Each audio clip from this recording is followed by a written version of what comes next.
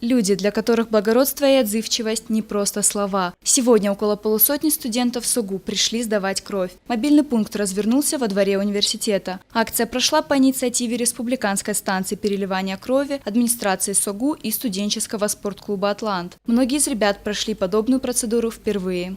Мы сегодня первый раз даем кровь, у нас прям эмоции зашкаливают. Это было очень интересно, очень познавательно.